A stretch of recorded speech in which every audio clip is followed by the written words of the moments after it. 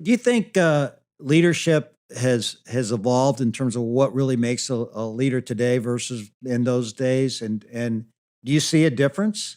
There is definitely a difference. And when you ask questions like that, I always think about what what is the same and what changed. So let me just do what's the same, okay? Because I think you got to be very careful about it. Like it's totally different. I think in all these things, like Andy Pearson was one of the great CEOs of all time. He was Jack Welch before Jack Welch. But the mind power, the analytics, the detail, the repeat, the rinse, the go out to the store, the observe what's going on, to listen to people, to do it again, branch by branch, product by product, service by service. A lot of companies don't do that. And they literally, and then even politics inside a company stops, a full undressing of your own performance. Like, how are we actually doing? Why, if you're in Pizza Hut, not why is just Taco Bell maybe doing better, but why is McDonald's doing better? This company overseas doing better. And if you don't do that, it's very hard to become a great company. So I don't think that's changed. I think some companies rely too much on outside advisors and all that.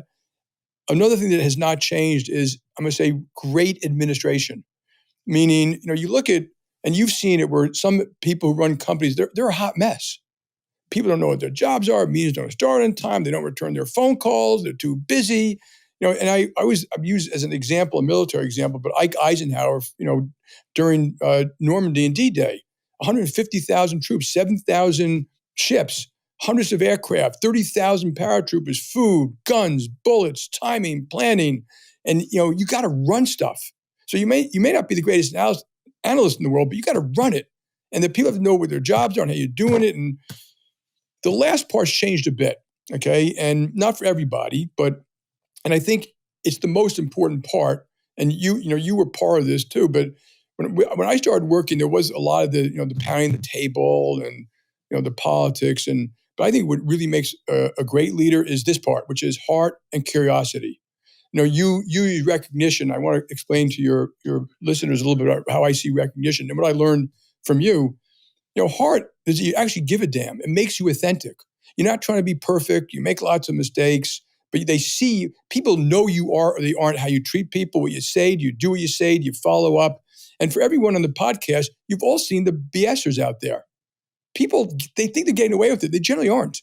And, people don't want to work for those people. And you can read all these leaders, whether it's military or history or business, you earn trust and respect. You earn it by every day showing that you're going to work as hard as they do. You care as much. You're trying to do the right thing. You're not trying to be right. You're the first person to say, I made a mistake. You're the first person to share credit. You're not the first person to blame the other person, hang people high, make an example of someone unless they're doing something unethical. And curiosity is the same thing, but you're always learning.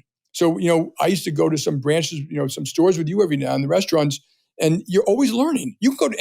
I can go to any branch at JPMorgan Chase today and sit down with the tellers. I'm going to learn something about what systems we have, what Bank of America does better. Why do we do this? Why does it take some minutes? How come we can't do this in the branch?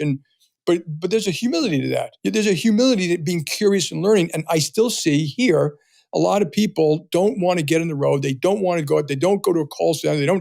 Because they don't want to hear about the mistakes they're making and what they can do better from someone who is junior and doesn't have the same pressure they have. But as the only reason you have these corporate executive floors, I love what Home Depot does. For those who don't know in the podcast, Home Depot calls corporate headquarters. They don't call it global headquarters. They don't call it corporate headquarters. They call it store support center. That's why they're there, because it's a store. And in that store, you have people coming in and then, how you treat people, not just the customers, but how the employees are treated reflects to how the customers are going to be treated. So it's that whole combination of heart, curiosity, giving a damn, which makes you authentic, which is why people want to work for you.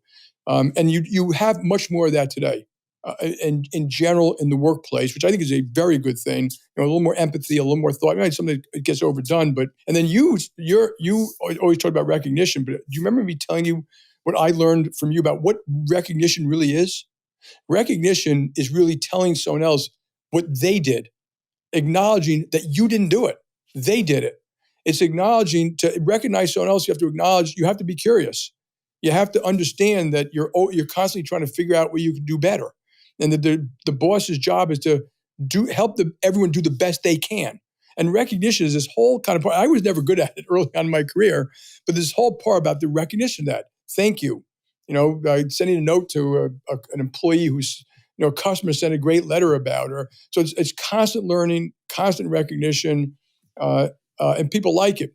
Early on in my career, when I particularly was on Wall Street, I always thought recognition meant that people would be pounding the table for more compensation.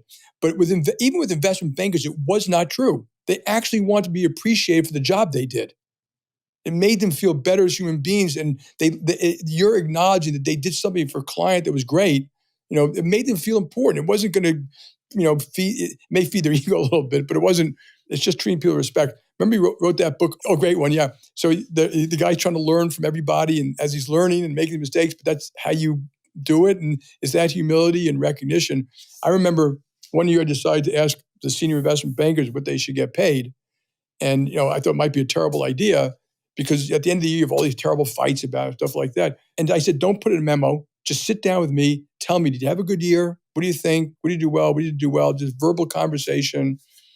It's amazing that most of them were much more honest that way. They literally said, I did this, I think this, and I think my comp should be around A, B, and C.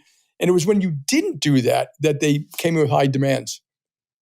And so I think just showing respect to people goes a hell of a long way. Like those who watch Ted Lasso, that Ted Lasso, the beauty of that story is that Ted Lasso, he didn't know anything about soccer, but he can get them to football, get them to play as a team, get rid of the demons each one have, get them to respect each other more, get them to have fun doing it.